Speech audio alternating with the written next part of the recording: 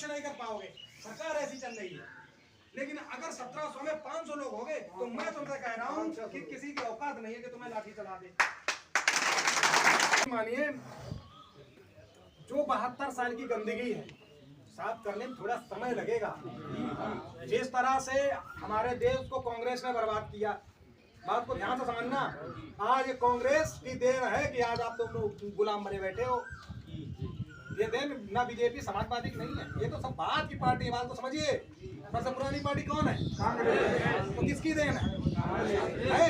अगर वो चाहते हैं तो जिस तरह से प्रशासन को, जिस तरह पुलिस वाले का परिवर्तन किया, इनका क्यों नहीं किया? एक पुलिस वाला चड्ढे में चलता था, उसको बना दिया तुमने वीआईपी, उसके बाद उसको बना दी जीप पकड़ा दी, उसके बाद वीआईपी बाइक पकड़ा दी, अब तो बोलेरो पकड़ा दिए, एसी में बैठे हवा खा रहे। ये चौकीदार वही रोड पे पड़े। जो विभाग सबसे पहले गठित हुआ वो रोड पे बैठा है। दुर्भाग्य है या नहीं? मैं तो ये कहता हूँ कि जो चौकीदार राजनीति कर रहा है, चुल्लू भर पानी में डूब के मर जाओ। याद रखना, आज जितने लोग संघर्ष कर रहे हो, अगर संघर्ष करने के बाद जब तुम्हें वेतन मिलेगा दादा, याद रखना कि तुम्हारा जीवन बहुत धन्य हो जाएगा। मैं ये वादा करता हूँ। लेकिन जो हरामखोरी कर रहे हैं, जो ये धरने का विरोध कर रहे हैं या खड़े आपके साथ नहीं हो रहे, जो ये कह रहे हैं ना कि सबका बढ़ेगा तो मेरा बढ़ेगा, याद रखना वेतन तो सबका बढ़ेगा लेकिन उनका जिंदगी नरक से भी बदतर हो जाएगा। वो सुख नहीं पा पाएंगे जीवन। मेरे बुजुर्ग लोग कहते हैं, दादा आपको कहावत पता होगी कि हमेशा व्यक्ति को खोद करके पानी पीना चाहिए, क्योंकि मेहनत का जो पानी होता है वो मीठा होता है। तो ये क्या हम लोग गड्ढा खोद रहे ना, अभी हम लोग गड्ढा खोद रहे हैं, अभी पानी नहीं मिला। पानी मिलेगा 15 तारीख के बाद।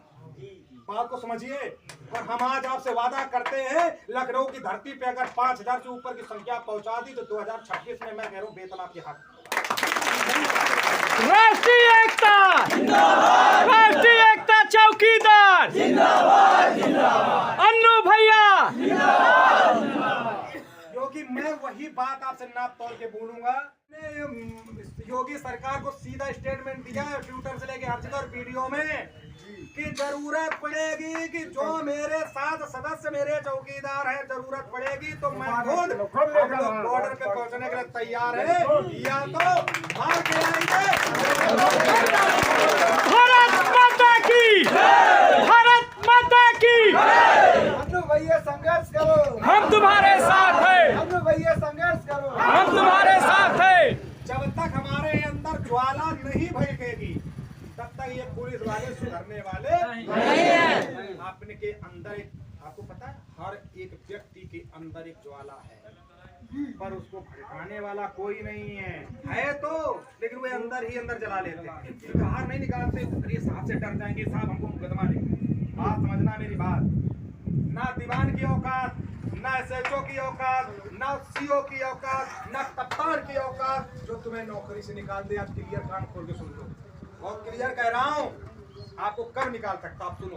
दीवान कैसे निकालेगा? दीवान के साथ बोतली लगाओगे तो चाहे सी बात है, फिर वो आपसे कहेगा मेरा पूंछा मारो, गिलास धुलो। नहीं मारोगे तो वो आपको धमकी देगा, और जब तुम उसके खिलाफ जाओगे तो वो कहेगा ये दारू पी के ड्यूटी करता है, और तुम्हारी एक FIR बनाएगा कि दारू पी के ड्यूटी कर रहा है। किसी दिन तुम्हें दारू पिला देगा, तुम्हारा वीडियो बना लेगा, तुम्हारी नौकरी खत्म। समझ गए ना? और जब आप ईमानदार बनोगे, ड्यूटी टाइम में मत पीजिए दारू। क्या जरूरत? सबसे पहले आपको एक चीज का त्याग करना पड़ेगा कि ड्यूटी टाइम में आप दारू नहीं पिएंगे। जिस दिन आपने अपने अंदर इतना सुधार कर लिया ना, किसी की औकात नहीं है जिला अधिकारी को छोड़कर तुम्हारी नौकरी खा ले। अगर नौकरी किसी चली जाए, अन्नू त्रिपाठी 2500 रुपए महीना देगा उसको। बोलो अन्नू भैया, अन्नू भैया, छोटे लाल गौतम जी। वो मुझे पता है ना, वो मुझे पता है कि मुझे कहाँ से लड़ना पड़ेगा, कहाँ से।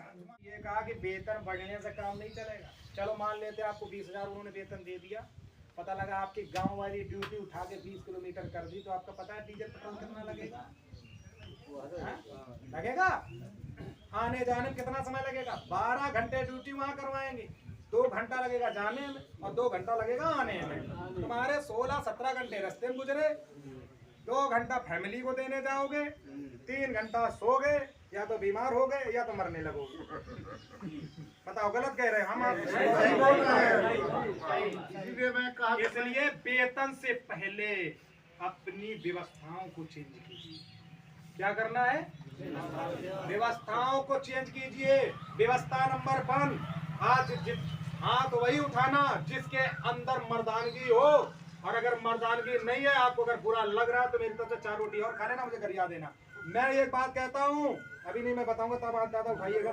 मैं अभी एक बात कहता हूँ कि अगर सच में आपके अंदर खून है लाल, और आपको लगता है कि असली हो भारत माता के लाल, अगर असली हो, और अगर आओगे हम पाकिस्तान से आए हैं तो भैया इस समय बॉर्डर पे बहुत लोग जा रहे हैं, तो सीधी बात।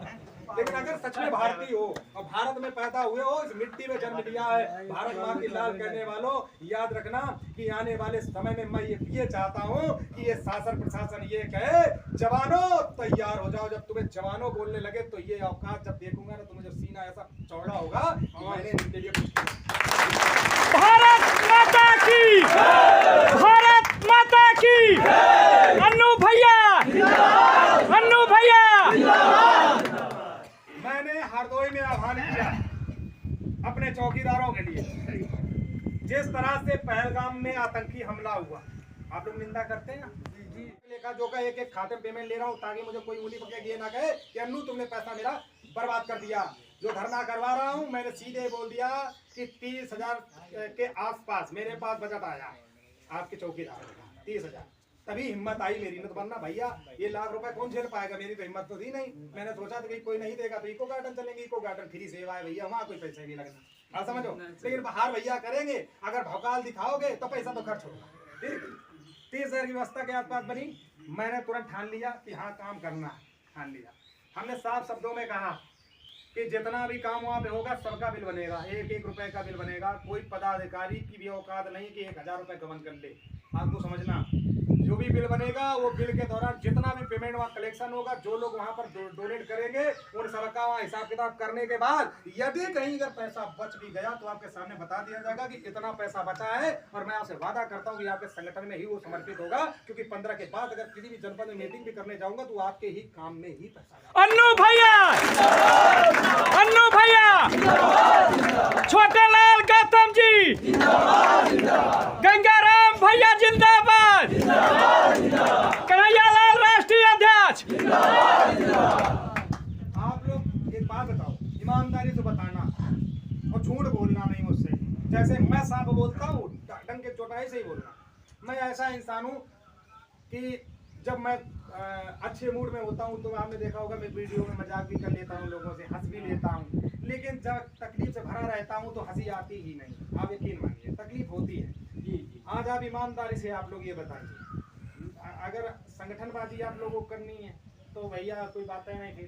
लेकिन अगर सच में आपको ऐसा लगना, आप चाहते हो कि इस विभाग में क्रांति, और मैं आपके योगी से मिलूंगा।